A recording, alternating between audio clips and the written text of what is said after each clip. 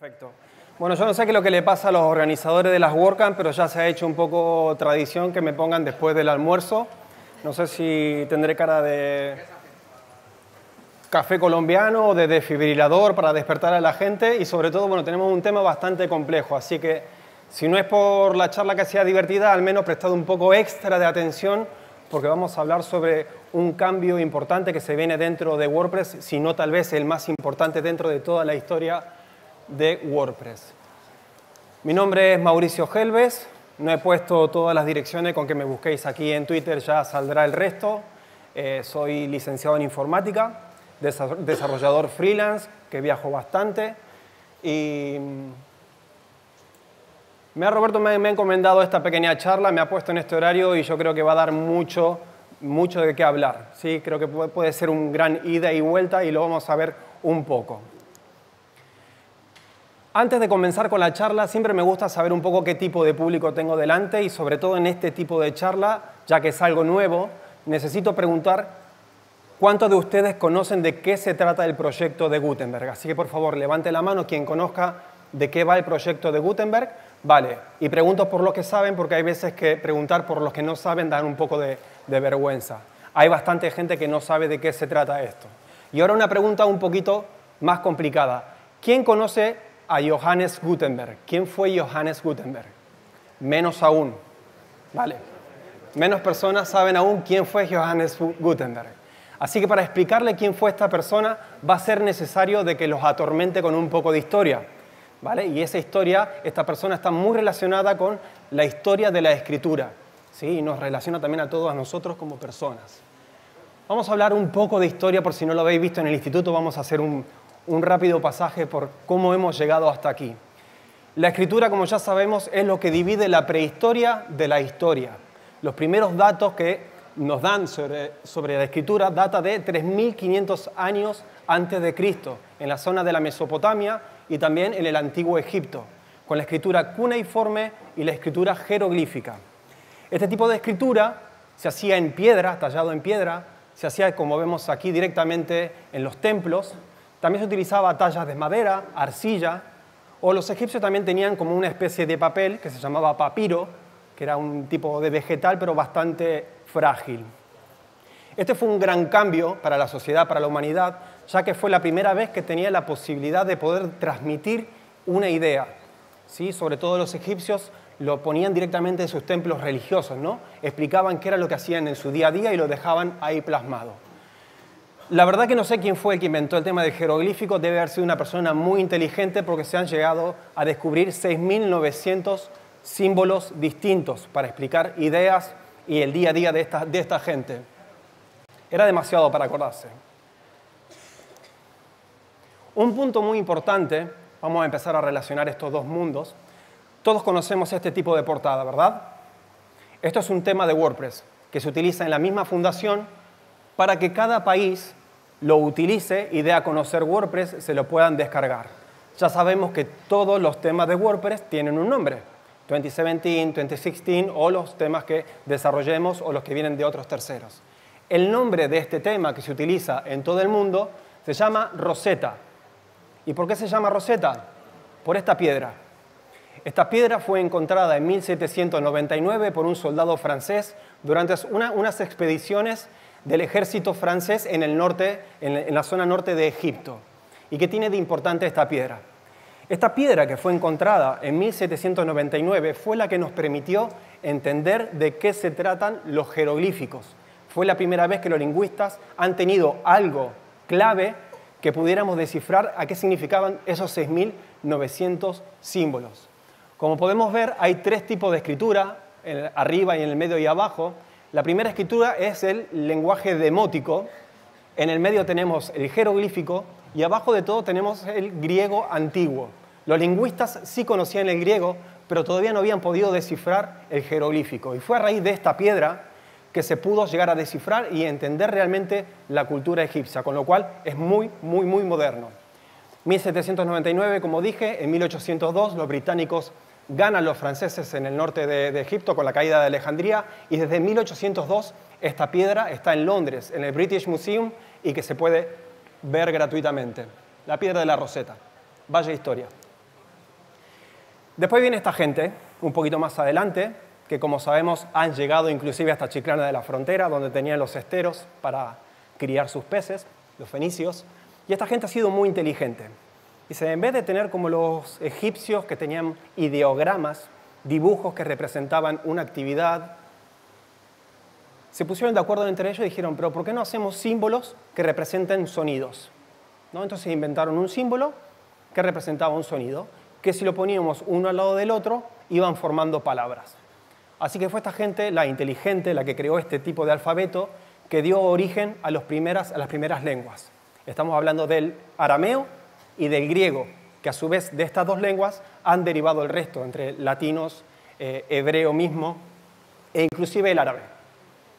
Así que muchas gracias al pueblo fenicio. Mucho tiempo más adelante, en el segundo siglo después de Cristo, ya vamos un poquito más adelante, los chinos inventan el papel. Pero en ese entonces el tema del envío correo iba bastante lento y llega recién a Europa en el siglo VIII. Luego en la época medieval tenemos el Mester de la Clerecía. Se le pone este nombre a la literatura típica del medioevo. ¿Y por qué? Porque la clerecía, clérigo, era solamente la escritura y la lectura estaba destinada a las altas clases de la sociedad. Puntualmente el clérigo, a los monjes, sacerdotes o también a una cierta aristocracia de la época. Los libros eran costosísimos en esa época. Eran muy, muy caros porque demandaban muchísimo tiempo realizarlos y que se hacían a mano. En esta época el Vaticano demandaba muchísimas Biblias para poder expandir su ideología y se le encargaba a estos señores. Obviamente, en esta época, al ser tan restringida la comunicación, el pueblo era totalmente analfabeto y, por ende, altamente dominable. Hasta que en 1400, aquí tenemos una imagen de las Biblias que hacían a mano. Hasta que en 1450 aparece aquí nuestro héroe del día, un orfebre alemán con pensamiento bastante informático, decía, ¿por qué vamos a tardar en hacer una Biblia que tardaban entre año y medio y 2 años y medio en hacer una sola Biblia? Vamos a inventar algo en el que se pueda replicar esta misma forma de hacer libros, pero de una manera mucho más rápida y mucho más económica. Esta persona muy inteligente es el inventor de los tipos móviles, ¿sí? O como las imprentas que conocemos hoy en día. A partir de una plancha de plomo, en su momento, iba poniendo letra tras letra, formando una página de esa Biblia, que luego con una prensa estampaba y tenía una copia que podía reproducir cuantas veces quisiera. En realidad este invento lo tenían ya los chinos de hacía tiempo, pero fue gracias a Gutenberg que se expandió rápidamente por Europa. Entonces, el trabajo más reconocido de Gutenberg es la Biblia de 42 líneas.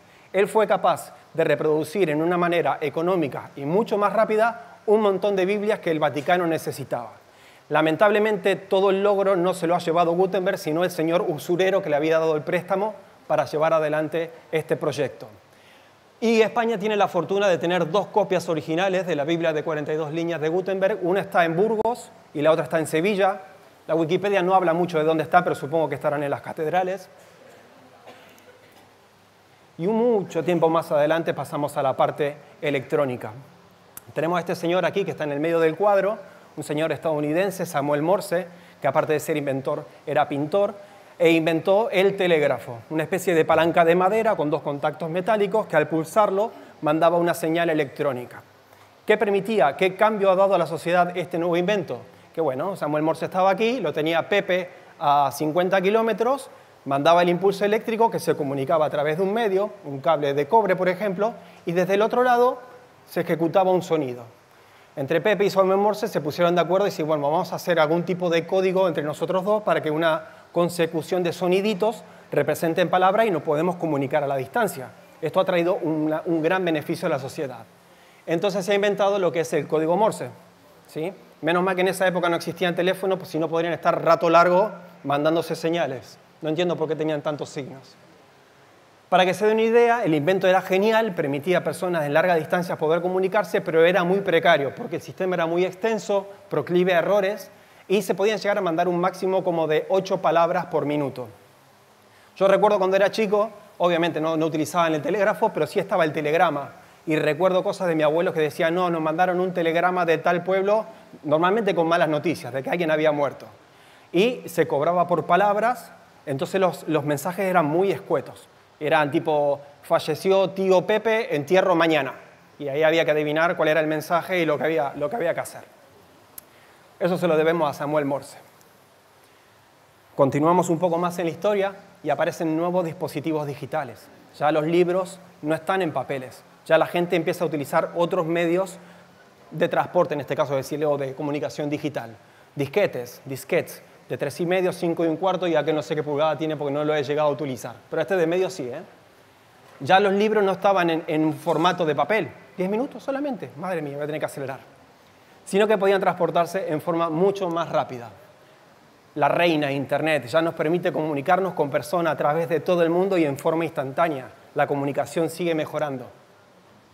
A ver, no me quiero flipar demasiado porque la charla esta va sobre WordPress, así que vamos a empezar a unir un poco.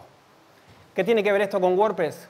Bueno, hoy en día WordPress representa el 28% de Internet, que es equivalente a 15.886.000 páginas web. Páginas web que a su vez pueden tener un montón de entradas, contenidos, artículos que han hecho que toda esa información se pudiera esparcir por todo el mundo en forma libre y democrática. Se le ha dado la voz a un montón de personas. Y todas estas páginas web fueron creadas usando este editor. ¿Sí? Fueron 12 años desde que salió WordPress que millones de personas alrededor del mundo han creado el 28% de Internet usando este editor de contenido.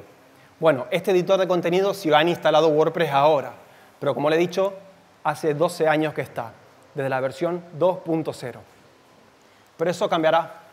Eso cambiará desde la versión 5.0, que es la primera vez en el desarrollo de WordPress que no se pone una fecha específica de lanzamiento, porque saldrá el nuevo editor de WordPress. El nuevo editor que a partir de ahora tendremos que usar o hacer una transición hacia este nuevo uso, hacia este nuevo editor. Y que lo use así. ¿Hay mucha gente que lo ve por primera vez? ¿Sí? Este es el nuevo editor de WordPress que saldrá en la próxima versión de WordPress 5.0, de la cual aún no hay fecha de lanzamiento, obviamente para el año que viene, en el cual vemos que está basado en bloques. Tenemos un título, tenemos una imagen, tenemos un bloque del párrafo en el cual tenemos las opciones ahí mismo y lo de abajo tenemos una cita. Distintos bloques que van a ir conformando nuestro contenido. Vemos que por cada bloque tenemos una sección que en este caso estamos hablando sobre las características propias del post, pero tenemos una sección de bloque en el cual tenemos distintas características. ¿Y para qué sirve este cambio tan drástico? ¿Por qué vamos a cambiar ahora lo que venimos haciendo desde hace 12 años? Bueno, la documentación de Gutenberg lo deja muy claro. Dice que mejorará la experiencia de carga de entradas y páginas para generar contenido enriquecido, es decir, un mejor contenido, pero con menor esfuerzo. Y para ello se valdrá de bloques, que harán muy simple lo que hoy resolvemos con shortcodes o HTML personalizado o directamente ñapas de código. ¿Sí? Este es el objetivo. Si no lo entienden muy bien, ahora vamos a ver un poco más en detalle. Vale, ¿qué tiene de nuevo este editor? Vamos a ver un pequeño ejemplo de cómo se puede crear. Ahí estamos creando un bloque de párrafo. Vemos que aquí ya tenemos las propiedades de ese tipo de bloque, que podemos jugar con él. Como vemos, es muy parecido a los distintos editores visuales que venimos trabajando hasta hoy en día. Podemos jugar con el texto del color, la alineación. Hasta aquí como que no hay nada nuevo, simplemente que tenemos un nuevo entorno de trabajo. Ahí agregamos un nuevo bloque, seleccionamos el de imagen, seguimos utilizando el mismo Media Library, elegimos una imagen y ya vemos que incorpora un nuevo campo ahí abajo. Ahí podemos editarlo en vivo, escribe la leyenda, que a su vez podemos utilizar negritas, itálicas. Estamos haciendo mucho más simple la carga de contenido a un usuario final. No tiene que estar preocupándose si está borrando la leyenda, si no la está borrando, si la está agregando bien. En el caso de que esté, se agrega el HTML. En el caso de que no esté, tenemos la programación necesaria para que quite ese HTML. Ahí está dando de alta una cita. ¿sí? Cada pequeño bloque tiene sus propiedades, ya hemos guardado el post y así funciona. Este es el nuevo editor. Ahora bien, técnicamente, ¿cómo funciona? Ahora voy a hablar un poco más hacia los desarrolladores. Vale, React o no React. Vale, en un principio, en los canales de comunicación del equipo de desarrollo de WordPress, se habló sobre el incluir el Slack y se comenzó rápidamente. Pero claro, esto generó una gran... React, para el que no lo conozca, es un framework de JavaScript que permite interfaces gráficas. Como vemos aquí, este es un ejemplo que se ha realizado de que podemos interactuar con WordPress sin el típico refresco de PHP, ¿no? De las páginas que tienen que cargarse para que se ejecute algo. Aquí vemos como aprueba, desaprueba y todo utilizando la tecnología de React. ¿Cuál es el problema de React? Bueno, de que había ciertas licencias que no iban acorde a la licencia de WordPress. Se empezó a generar una gran discusión. Entonces se le pidió a Facebook, React es un producto de Facebook, que liberara este código, que le pusiera la licencia de MIT para que no tuviéramos problema en incluirlo a WordPress. Facebook en un principio estaba un poco reacio a este cambio, pero luego, sabiendo de que tiene un 28% de presencia en Internet, cedió y ha abierto su código a MIT. Pero durante toda esa charla se han barajado opciones como Preact, que es una versión de React pero más liviana, es otra plataforma pero muy parecida a React, o también Vue.js. ¿Sí? De momento no hay una decisión oficial de que Gutenberg se va a quedar con React, pero todo apunta a que sí.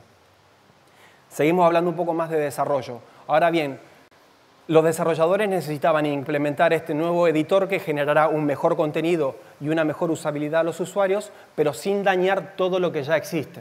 Con lo cual es una tarea muy difícil. ¿Cómo hacemos para no romper con la retrocompatibilidad de todas las webs que ya existen?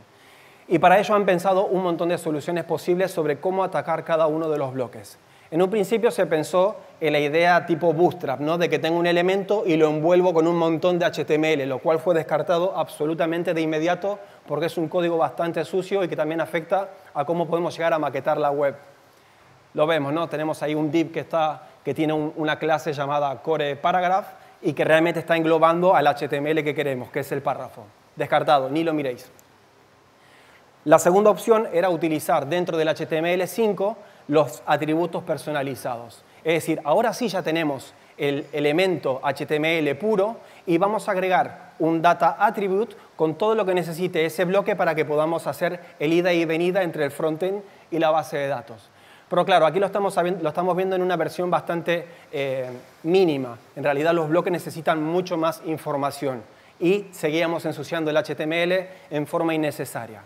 Lo que no nos hemos dado cuenta, los desarrolladores no se han dado cuenta de que teníamos la solución enfrente de nuestros ojos y no la habían implementado, que era este tipo de información. WordPress tiene este tipo de etiquetas desde hace mucho tiempo y era el que nos permitía poner un botoncito de seguir leyendo. Es un comentario de HTML, algo totalmente invisible de cara al frontend. Y se ha basado la solución utilizando esto. Vemos que tenemos los elementos de HTML totalmente puros, pero englobados en comentarios de HTML. Estos comentarios no se ven en el frontend, no se ven. Sin embargo, tienen toda la información necesaria para que un bloque en el editor de WordPress se pueda pintar de manera correcta. Tenemos el párrafo, tenemos la imagen que hemos creado y tenemos la cita que hemos creado en el ejemplo anterior. Y cada una englobada con comentarios de HTML. Así se vería si vamos a pinchar allí arriba y pasamos de la parte visual a la parte de texto. Lo seguimos teniendo exactamente igual. Esto sería como el parser que han creado los desarrolladores para hacer el ida y venida desde la base de datos hasta el editor. No tengo mucho tiempo para explicarlo, pero es muy interesante. Está en la documentación propia de Gutenberg. Ahora bien, ¿cuáles son las ventajas de este gran cambio? Primero, yo no tengo por qué explicarle a un usuario que no tiene mucho conocimiento de informática cómo se trabaja con un shortcode o qué atributos tiene que escribir. Digamos, yo le tengo que hacer la vida lo más fácil posible a esa persona para que solamente se dedique a crear contenido. Quiero un párrafo, ahora quiero una imagen, aquí quiero una cita, aquí quiero cualquier módulo, los que van a salir en un futuro. Se lo tengo que poner súper fácil. Adiós al lock-in, esto ya habló Darío Balbontín. ¿Sí? Yo tengo que dar un editor posible que me genere un tipo de código lo más puro posible. Si esa persona que es dueña de su contenido quiere coger los datos de su base de datos e irse a otro framework, a otro CMS, lo puede hacer perfectamente, que no va a tener ningún problema. Vamos a ver una demo rápida. Aquí tenemos dos plugins, el Gutenberg y un plugin con efecto lock-in, que no voy a decir el nombre. Aquí tenemos el editor propio de Gutenberg, en el que tenemos el título. Sé que me estoy yendo de tiempo, pero lo siento, es que es demasiada información. Tenemos una imagen, una cita. Encima me he tomado mi tiempo para hacer el vídeo. Y así se vería en el frontend, ¿no? No hay nada extraño. Tenemos el texto, ahí la imagen y la cita por aquí debajo. Hasta ahí todo perfecto, como cualquier editor visual. Tenemos el mismo ejemplo en el editor con lock-in. ¿Sí? Editor con lock-in, el texto, la imagen y una cita que la generé con un bloque de texto. Si ahora nos vamos al frente, exactamente lo mismo, ninguna diferencia. Vemos lo único que tenemos aquí abajo, un pequeño cambio de CSS en color azul. Pero hasta ahí todo normal. Ahora la pregunta es, ¿qué va a pasar con estas dos páginas si yo desactivo los dos plugins? Los marco los dos, vamos a desactivarlo. Va a tardar un poco esto porque lo hice en local, pero va bien. ¿Ya saben más o menos qué es lo que va a pasar? ¿Se lo imaginan? ¿Sí? Ya lo mostró Darío en su charla. Pero vamos a verlo igual. Primero vamos a la de Gutenberg. Refrescamos.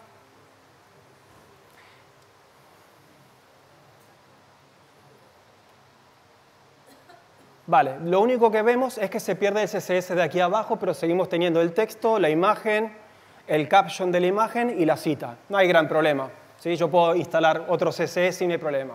Pero si actualizo el de lock-in,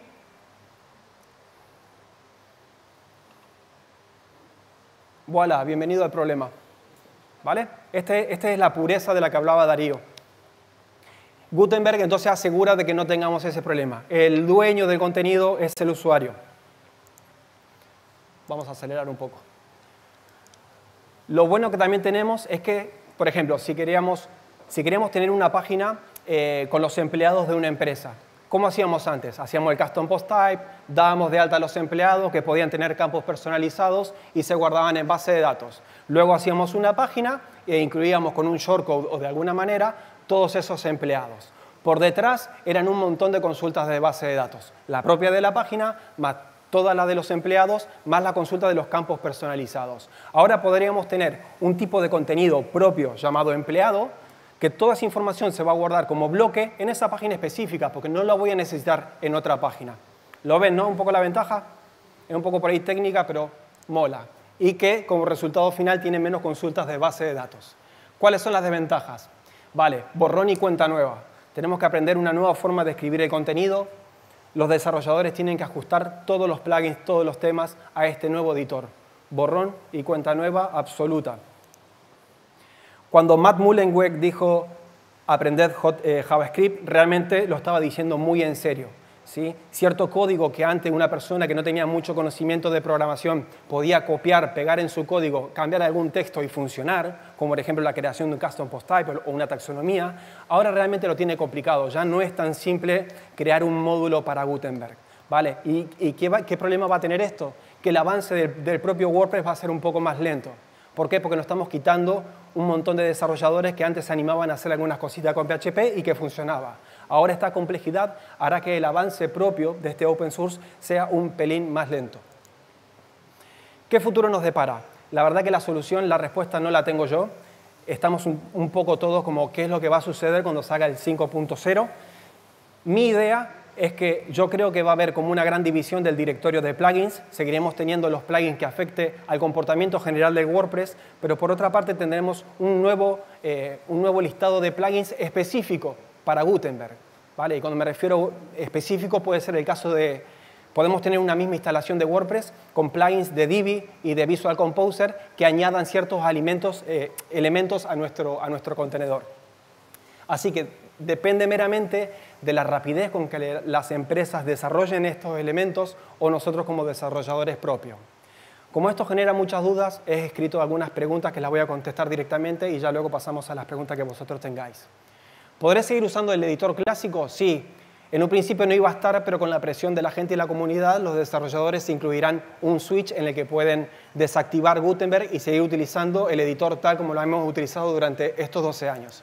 De todas formas, Fernando Tellado, ¿tenemos algún plugin para esto? Sí, existe un plugin de todas formas, el Gutenberg Free.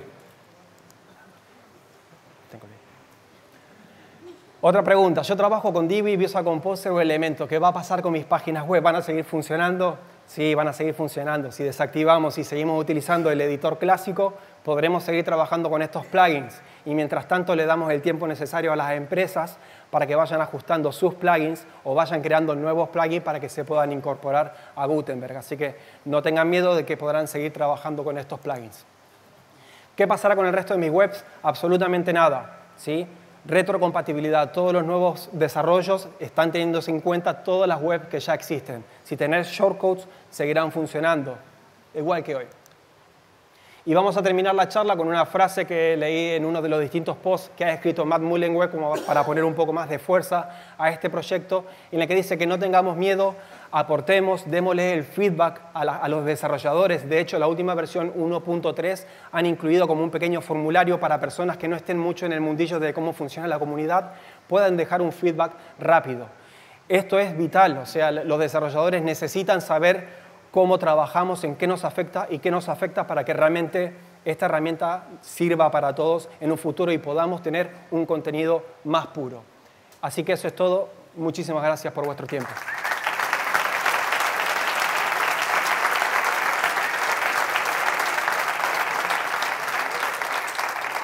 Estoy fuera de tiempo, pero no sé si me permitiréis una pregunta o dos, porque imagino que tendrán miles de dudas. Espera que tengamos algún micrófono. A ver, ahí va.